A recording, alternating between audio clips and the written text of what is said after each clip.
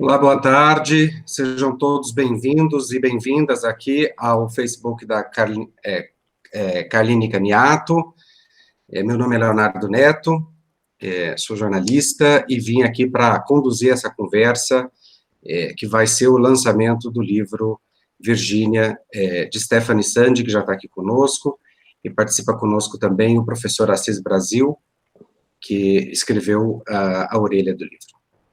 E eu estou com uma missão dupla aqui, Stephanie e Assis, que é falar do livro, mas falar também um pouco sobre a Cálida, que é uma editora nova, é um selo novo da Carline Caniato, dedicado à publicação de obras literárias, seja em prosa ou em poesia, que se destacam pela habilidade da escrita, pela sagacidade e pela temperatura elevada para tocar a alma de leitores e leitoras por meio de textos delicados ou provocativos e sempre cheios de personalidades. E todos esses atributos se aplicam à Virgínia, o livro sobre o qual a gente vai falar aqui agora. E eu gostaria, então, antes de a gente efetivamente começar essa nossa conversa, passar para você, Stephanie, falar um pouquinho sobre o livro. Na sequência, o professor Assis Brasil vai comentar um pouco sobre ele, e depois a gente faz um bate-bola entre nós três, para a gente completar esse lançamento. Então, se você quiser falar um pouquinho do livro, eu te agradeço. Obrigada, Léo, professor, primeiro pela presença dos dois, por estarem aqui nesse bate-papo. E sobre o livro, falar de forma bastante resumida, é uma novela, basicamente sobre se apaixonar, e esse é o foco. Ela é dividida em 4 partes e é narrada em primeira pessoa pela Ariel, que é uma estudante que se apaixona pela Virgínia durante os primeiros meses da pandemia, isso em ano passado, 2020. E através desse ato de se apaixonar, ela vai recontando a história das duas e, ao mesmo tempo, retratando o momento de pandemia, que a mãe fica doente, pega o Covid, ela também, e, enfim, vai desenrolando essa história das duas com esse pano de fundo. Bem resumido. De fato, bem resumido. Sim, tá certo. Como aqueles sinopses da Netflix, né? Isso aí. Tá. Assis, você quer comentar sobre o livro? Tá, claro que sim, com muito prazer. Obrigado, Léo, pela apresentação. Olá para Stephanie. Para os nossos, como é que a gente diz, espectadores, não sei, ouvintes, então não é, bom, que estão aí. Então é assim, estou muito honrado pelo convite que vocês me fizeram, tá? E venho com o maior prazer, com a maior alegria, falar sobre o livro e dizer assim, ó, que eu considero Virgínia um dos melhores lançamentos que eu tenho tido nos últimos tempos, tá? E eu tenho dito isso a toda hora, e eu recomendo muito o livro. Até a Stephanie sabe disso, tá? Bom, por que razão, né? Bom, antes de tudo, para quem eventualmente não sabe, eu trabalho com criação literária e há 36 anos mantenho a oficina literária mais antiga do país, né, em funcionamento ininterrupto, na PUC do Rio Grande do Sul. Então, passam por mim muitas pessoas, né, pessoas vocacionadas para a literatura, e a Stephanie é uma dessas pessoas, né? Foi uma dessas pessoas, tá? Então, por isso, eu pude acompanhar o desenvolvimento, o trabalho da Stephanie em relação, digamos, em relação ao texto, a qualquer texto, enfim, né, a sua desenvoltura em relação à linguagem literária, né, a sua desenvoltura crescente em relação à linguagem literária, e eu posso, então, e leio muitas coisas, como vocês podem imaginar, né? E,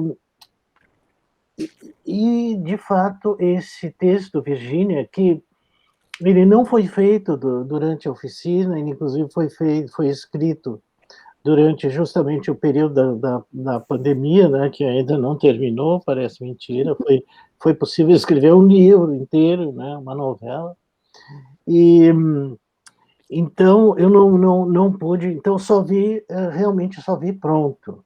Tá? E posso dizer assim que foi uma agradável surpresa saber que ela tinha terminado, né? Que ela usou criativamente esse período que alguns ficaram naturalmente sem fazer nada, né? Digamos assim, entre aspas. No caso, a Stephanie não, né? Ela trabalhou e intensamente, porque um livro não se escreve assim, não é assim no mais, como se diz aqui no Rio Grande, né? É uma coisa bem complexa, especialmente uma novela. Bom, e acompanhando então todo esse movimento, né, eu percebo que de fato é raro encontrar quem tenha um texto com essa qualidade. Então, o que eu diria assim, primeiramente, em relação ao texto, que ele é impecável, tá? E quando eu uso esse adjetivo, né, que os portugueses gostam tanto de usar e que eu gosto desse adjetivo, né? Ele é impecável no sentido assim, como professor de escrita criativa, eu sempre digo, isso aqui não está funcionando, isso aqui e tal, né? E indico, olha, tira fora isso, acrescenta não sei o que e tal, sugiro coisas aos autores. No caso do Virgínia, é impecável, quer dizer, eu não tenho o que mexer, e a própria Stephanie sabe como eu sou chato nisso, né? Eu estou sempre mostrando, olha, isso aqui, mexe nisso e tal, com jeitinho, mas eu digo, tá? E no caso do Virgínia me surpreendeu por isso, né? Quer dizer, eu fiquei assim, primeiramente porque não sabia, né, que ela estava escrevendo e pronto, o livro já estava pronto, né? E em segundo, por ver o grau de perfeição desse texto. Então, o leitor não vai se incomodar com esse texto. Além do que, o Virgínia tem algo que me encanta, que é a clareza. Tá? É uma das coisas que eu sempre estou insistindo, e a Stephanie sabe muito disso, né? Eu insisto muito com meus alunos, clareza, clareza, clareza. Nenhum texto hoje foi criticado por ter sido claro, né? Ao contrário. Então é possível ser claro e trabalhar com alta qualidade estética, tá? Aliás, as grandes obras literárias são absolutamente claras, exceto aquelas que todo mundo fala, mas ninguém leu, tá? Então, o caso da Stephanie, ela consegue aliar, portanto, essa clareza, essa simplicidade com profunda qualidade textual. Isto é, a gente sabe sempre onde está, quando está, as personagens, quais são, o que fazem, como é que as personagens se apresentam. Nós não temos pegadinhas com o leitor, que por vezes eu vejo iniciantes, não é o caso da Stephanie, que não é iniciante, mas eu digo, por vezes eu vejo iniciantes colocarem pegadinhas para o leitor, eu digo, mas isso aí vai ficar chato. Não, mas o leitor vai descobrir tudo lá na página, quando chegar no final da novela, né? eu digo, vai ter um problema, porque ele não vai chegar ao final da novela. Então ele não vai descobrir nada, porque ele vai largar o texto, ele não vai continuar lendo, tá? Então, eu diria assim, ó, a grande qualidade, digamos, é essa, né? Quer dizer, essa, essa simplicidade encantadora que não enrola o leitor, que não deixa o leitor se perguntando, mas como é que é isso? Agora tem que voltar páginas atrás para entender o que está acontecendo, né? Não tem nada disso, né? Então, eu diria assim que só isso já justifica um livro. Essa clareza, essa linguagem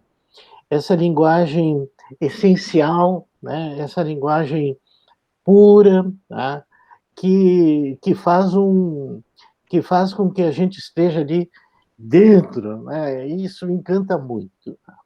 Há diversos momentos que são líricos, tá? Que a gente que, que não perde a qualidade pelo lirismo, né? Quer dizer, não perde a clareza, portanto, com o lirismo, né?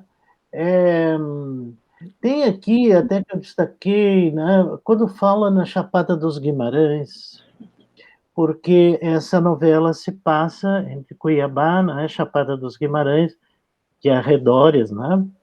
Então, talvez eu pensei por um momento, como poderia explicar? Imediatamente imagino uma cidade pequena coberta por uma névoa densa. Talvez seja Chapada dos Guimarães. É impossível ver os arredores, mas aprecio a ambientação. Sol está para nascer, a névoa não dissipa, então o ponto de luz muda as cores em volta. É magnífico. As gotículas de orvalho refletem um arco-íris particular, o cheiro de grama úmida invade o nariz e todas as construções ganham um aspecto pitoresco. Enquanto caminho pelas ruas de Paralelepípedo, uma voz ecoa. Uma voz que fala o que quer ouvir, guiando meus passos de flanês em perfeita sincronia com os pássaros, as rãs, os grilos. Nos limites da cidade, olho para trás, sem acreditar que tudo aquilo é, ao menos, por aquele momento, só meu. Às vezes eu sou a figura que guia essa imagem. Outras vezes é Virgínia. Imagino seus passos, ouço seus pensamentos e sinto suas angústias. Mas então a névoa desaparece. A luz, antes uma paleta de cores intensas, perde a vivacidade ao revelar que as casas, na verdade, são destroços. Tudo vira cinza. Descubro que caminhava não por uma vila onde a vida segue vibrante e inalterada, mas pelos escombros de um cenário de guerra. Enxergo com nitidez pela primeira vez, andava por um ambiente carimbado pela morte. Eu quis mostrar isso para evidenciar a qualidade desse texto. Ele é predominantemente visual, né? Mostrando um momento estático, né? Daquela cidade que tudo parece tão bem, não é? Mas aos poucos vai se revelando como uma cidade de destroços, né? De ruínas. Isso é um momento alto do livro. E há outros, até que eu, só para não, enfim, né? Enfim, só para a gente não perder muito tempo. Mas com isso eu quis mostrar esse lirismo, né, que está presente no texto, não sempre, porque a autora é muito sagaz. Ela coloca esse lirismo em certos e estudados e pensados momentos. Um comentário disso que, apesar do livro não ter sido escrito durante a oficina ou pela oficina, essa é uma coisa que eu aprendi na oficina, pensando sobre isso. Porque, sendo um texto sobre se apaixonar, ia ser predominantemente sobre sentimentos, e ia ter esse lirismo e toda essa carga de emocional. Só que isso, muitas cebado no texto fica muito carregado, muito chato. Claro. E aí eu fiquei pensando como fazer isso. E aí vem as aulas sobre espaço, que é descrevendo espaço e todas essas discussões que a gente tem, inclusive nas tardes de quinta-feira, tendo essa conversa sobre o livro na quinta-feira, me lembra muito sobre esses aspectos do romance e da novela que a gente discutiu. Bom, ok, tudo bem, tá. Mas é que se tu não tivesse a mente aberta, né? Não tivesse o espírito inquieto, tá? Tu possivelmente iria praticar, né? Quer dizer, tu fosse atrás das coisas, pronto, é isso, né? Bom, eu tô falando nisso, tá? E quero dizer que perpassa em todo o texto um raro, eu digo raro em relação à literatura brasileira, um raro sentido de humor, tá? E ele está presente em todo o livro, né? E a gente sabe, né? Pior, assim, a gente, quer dizer, se diz, né? Para destruir qualquer amor, basta uma gargalhada. Então, mas a Stephanie diz, trata do amor, e está presente, evidente, né? Claro, né? Todo ele é de um profundo amor, né? E, e isso é tratado já com uma suavidade, né? Rara, né? Também rara. E com esse sentido de humor, alto humor, que é a melhor forma de humor, né? Porque o humor, em relação ao pessoal ali, é crueldade, né? Mas o alto humor, ele significa que a pessoa está dominando o gênero mesmo, né? Então, essa coisa dos atos patéticos da personagem central, tá? Ariel, tá?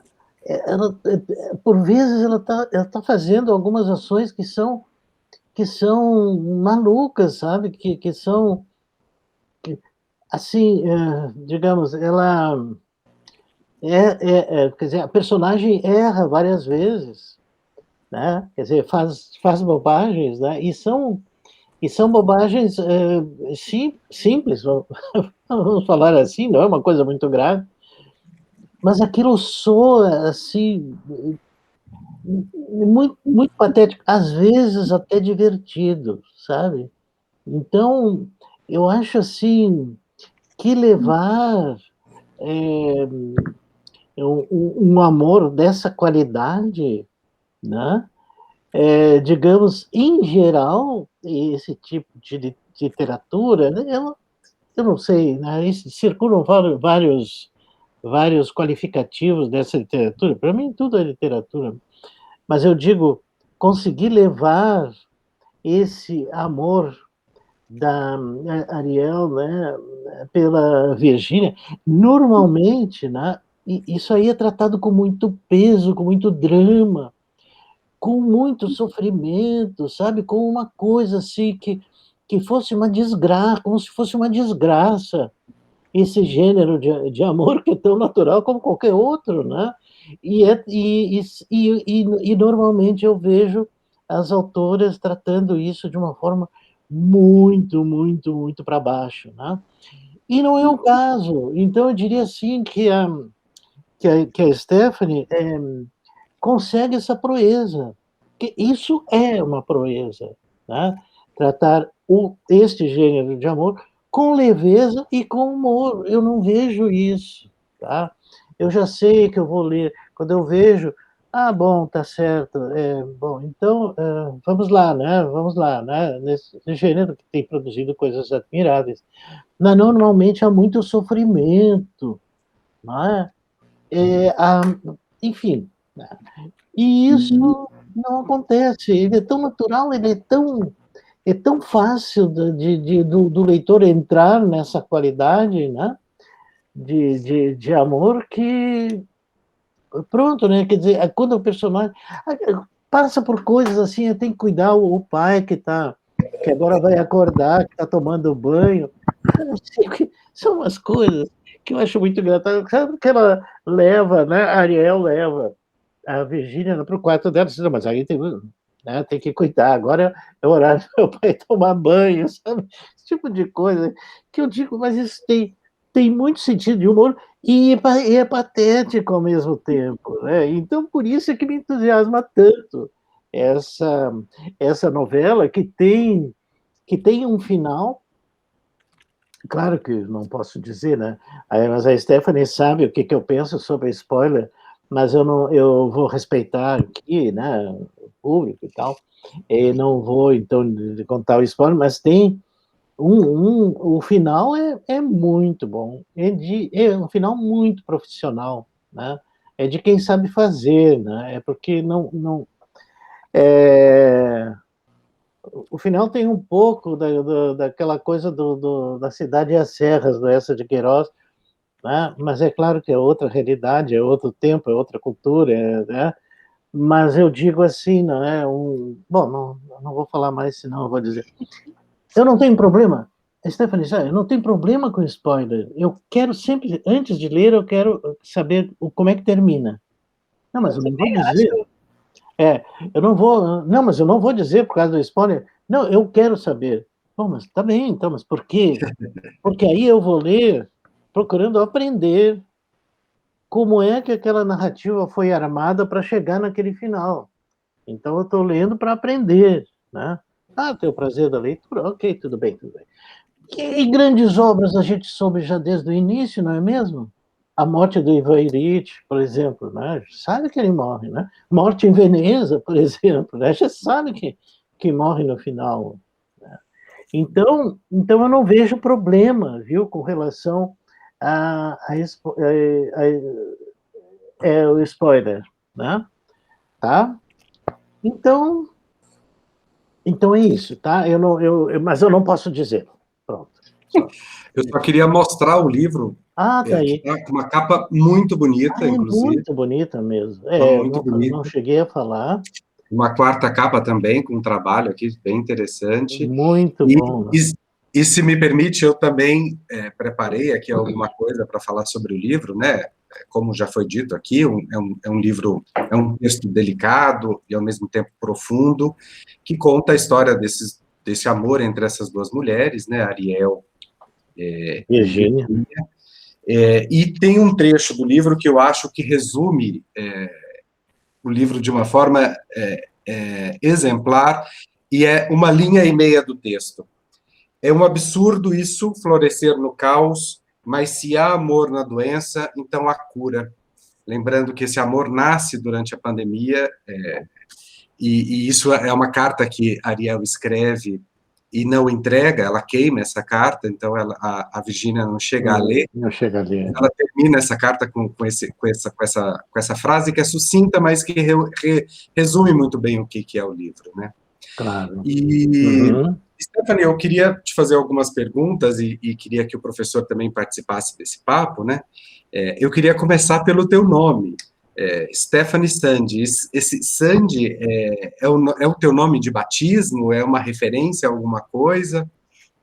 Não, não é o meu nome de batismo. É um nome que eu escolhi. Assim, é uma brincadeira que veio da escritora George Sand, que ela assinava com um nome masculino, embora ela fosse uma escritora mulher, por causa da época, coisas assim. E no francês, se você acrescentar o Sand dela é sem o E no final. E no francês, se você acrescentar o E, vai pro feminino. Então aí eu adotei pela escritora, por esse jogo, por essa brincadeira, e por gostar da sonoridade, por isso.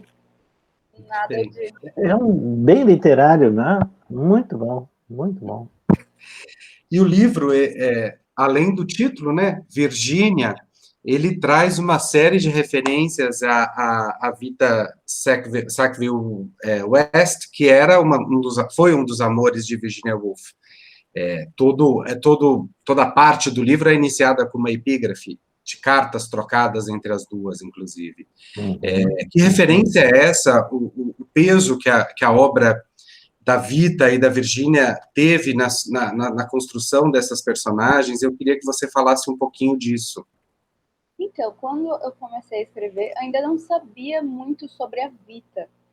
E me veio por um acaso uma carta, essa carta que está no livro, que ela escreveu para Virginia. E eu achei muito bonita. E eu fui pesquisar, ué, que história é essa? E aí que eu descobri que teve todo um relacionamento entre as duas. E aí eu fui procurar mais e pesquisar mais sobre a Vita. E eu gostei muito da Vita. Eu achei ela toda uma persona.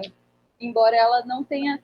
Ela tenha sido uma escritora muito mais popular na época, só que ela não tinha, não teve o negócio de sobreviver ao teste do tempo, coisa assim, sabe? Mas enfim, ela tinha toda uma persona que eu achei muito apaixonante, e a relação das duas e as cartas que elas trocaram tinham esse lirismo que eu queria colocar na obra. Então, meio que foi isso. E aí, quando eu descobri também que Orlando é a biografia da Vita, exato, é a biografia da Vita, é uma biografia literária da Vita, inclusive com fotos da própria Vita nela, eu falei, nossa, que incrível, que lindo, sabe? Ter todo esse livro escrito em cima dessa relação. É isso.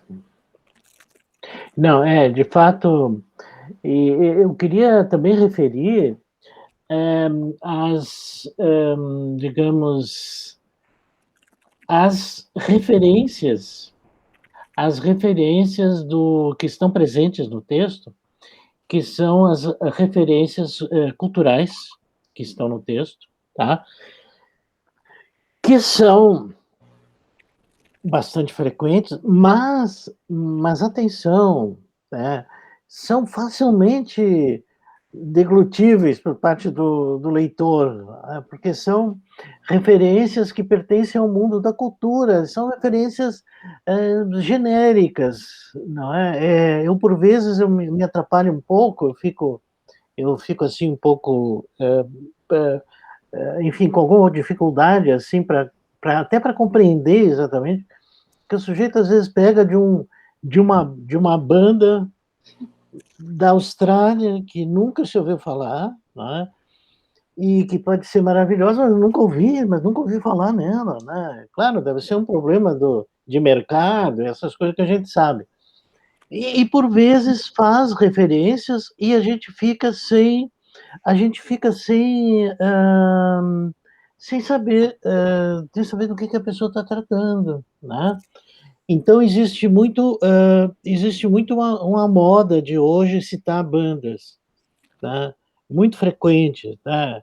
Inclusive ter epígrafes por todo o tempo, né? Com músicas, né? De bandas e tal, e que estão referidas. Eu acho que se tornou quase um clichê, né? Da literatura do nossos dias, né? Particularmente no Brasil.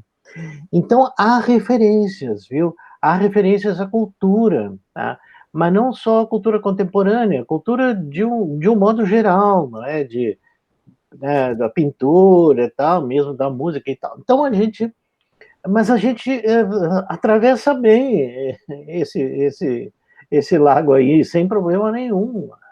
Quer dizer, ela não sobrecarrega de dados culturais, não é? Que de resto são acessíveis ao Google, quer dizer, né? Então, eu acho que é preciso ter muito cuidado. Assim, ó, então eu diria assim, né? Até eu tinha escrito, né? Que são referências culturais na medida, quer dizer, na medida que o leitor pode entendê-las. Falando nisso, a Stephanie tem uma coisa muito interessante aí do ponto de vista estrutural, falando em entender, que é a psicóloga, né? Marcela. Marcela. Eu penso assim, ó, que é um grande lance usar Marcela, porque ela serve de uma âncora para o leitor, sabe? Quer dizer assim, o texto por vezes vai numa direção, a gente está entendendo, tudo bem, mas tem alguma coisinha qualquer e tal, tal, tal. Aí aparece o diálogo dela com a Marcela, né? Então, isso aí vai estabelecendo, digamos que ele é uma espécie de link entre os diferentes momentos da novela. Isso eu acho muito bom mesmo, tá? Fazer isso, porque ali, não é? Claro, afora a relação dela com a Marcela, que é uma coisa bem complexa e tal, até os problemas, né, que a Ariel tem para falar, não é? Como ela diz em certo momento, isso aí eu não consigo dizer nem para nem para minha psicóloga, né?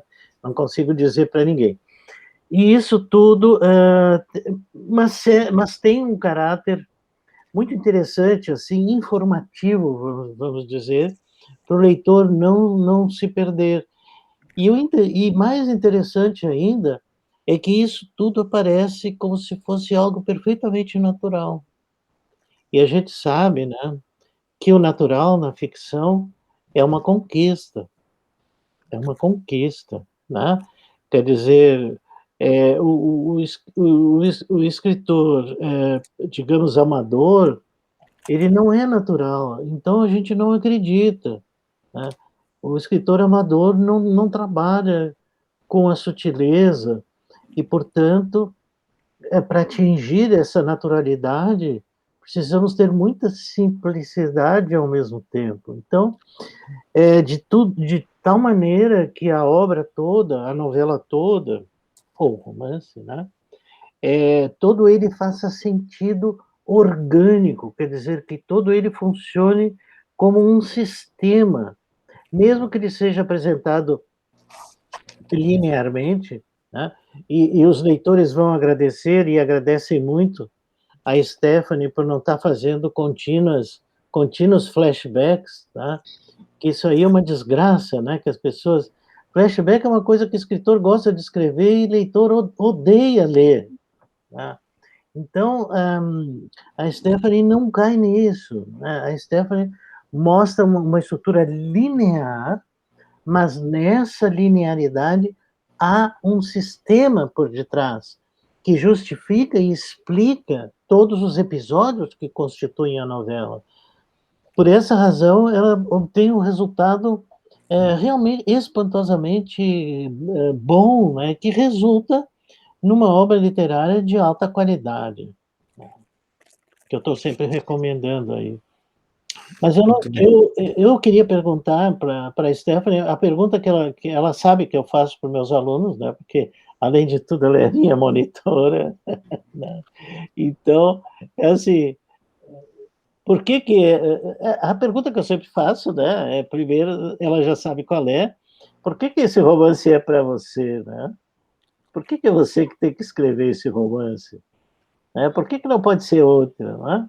Então, eu vou te fazer essa pergunta, Stephanie, embora eu acho que eu sei que tu vai responder, mas o pessoal aí certamente quererá saber. Bom, por que o romance é para mim? Primeiro, porque eu queria que tivesse uma história que se passasse aqui eu digo em Cuiabá e Chapada, que fosse algo leve e mais pro lado do. Quando eu digo entretenimento, não é de forma, sabe, pejorativa ou que estou diminuindo, coisa assim. Mas, sabe, algo que fosse de imersão, em que a prosa talvez ficasse invisível, em que o leitor pudesse entrar na cidade através das personagens. Então, foi por isso que esse romance é para mim. E porque, assim, eu nasci aqui, sou daqui, e nesse primeiro nos primeiros 6 meses da quarentena, eu estava aqui. Uhum. Eu falo em aspas porque, assim, foi quando eu achei que ia durar só 15 dias, e as aulas a gente achou que eu voltar, e aí acabaram não voltando. E aí eu acabei ficando, era para eu ficar só 15 dias aqui em Cuiabá e voltar para Porto Alegre. E aí acabei ficando 6 meses. E aí depois voltei. E aí agora eu tô aqui de novo. Uhum. Pois é, viu? Nada, né? Parece incrível, né? A gente está mal mesmo. Bom, mas enfim. E o interessante é assim, ó. Tem aparecido muito aí, vocês devem estar acompanhando, né? Que é contos da pandemia, crônica da pandemia, não sei o que, está uma chatice, né?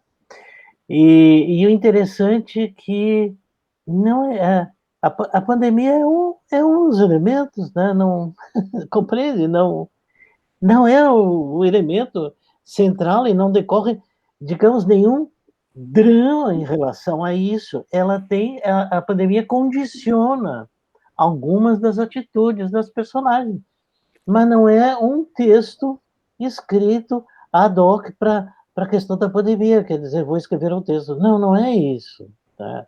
Então eu vejo muita gente aí se perdendo por causa disso. Né? E, na verdade, a gente vai ler, são coisas bem banais, né? Hoje não pude sair de casa, sabe? Pronto, sabe? Esse tipo de coisa, assim.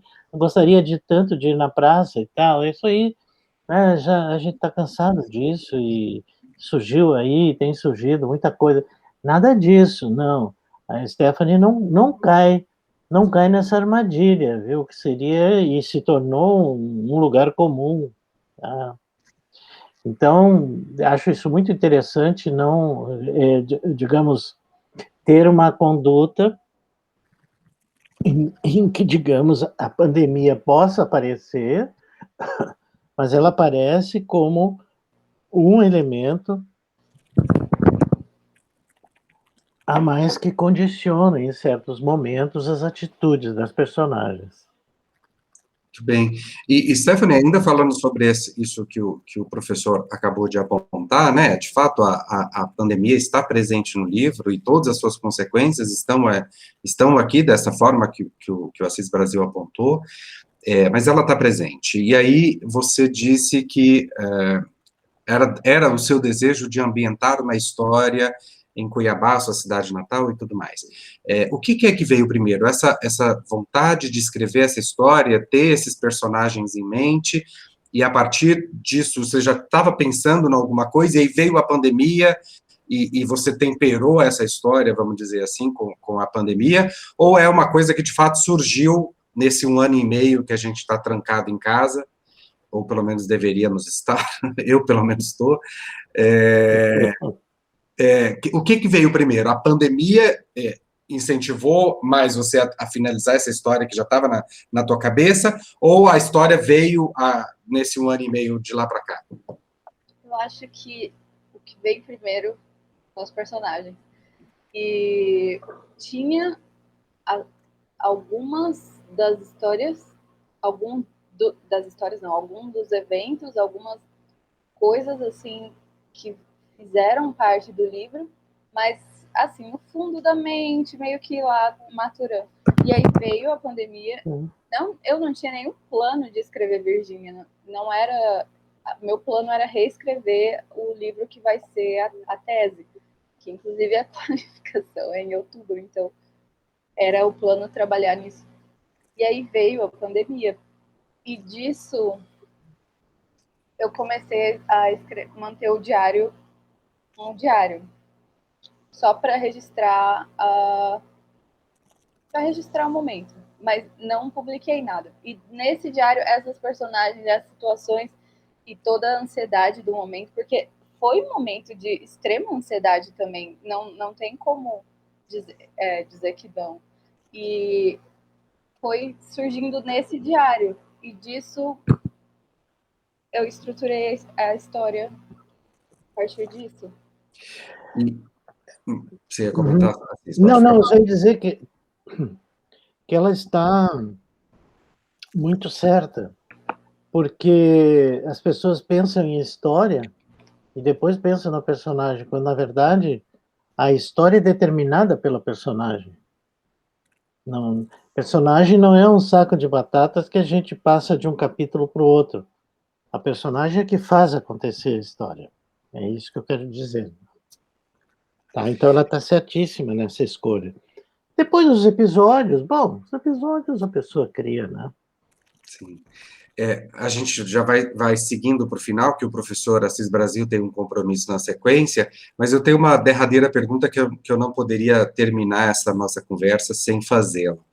Em algum momento, eu não vou dizer exatamente qual é o momento, porque senão eu entrego muito do jogo e aí eu cometo um spoiler, mas há um momento em que a gente descobre um pouco mais sobre a Ariel, porque sai uma matéria no jornal sobre ela, e aí a gente descobre que é uma jornalista de 28 anos, que enveredou para a escrita, já está lançando seu segundo livro, acabou de lançar, não me lembro muito bem, mas tem 2 livros escritos. E aí eu te pergunto, o que a Ariel tem da Stephanie e o que a Stephanie tem da Ariel? O que é que vocês têm em comum? Tudo e nada. Tudo, porque todos os personagens do livro têm tudo de mim, porque vieram de mim, são criações minhas. E muita gente me falou, quando você narrava o livro, porque é narrado em primeira pessoa, e fica com a impressão de que eu sou Ariel.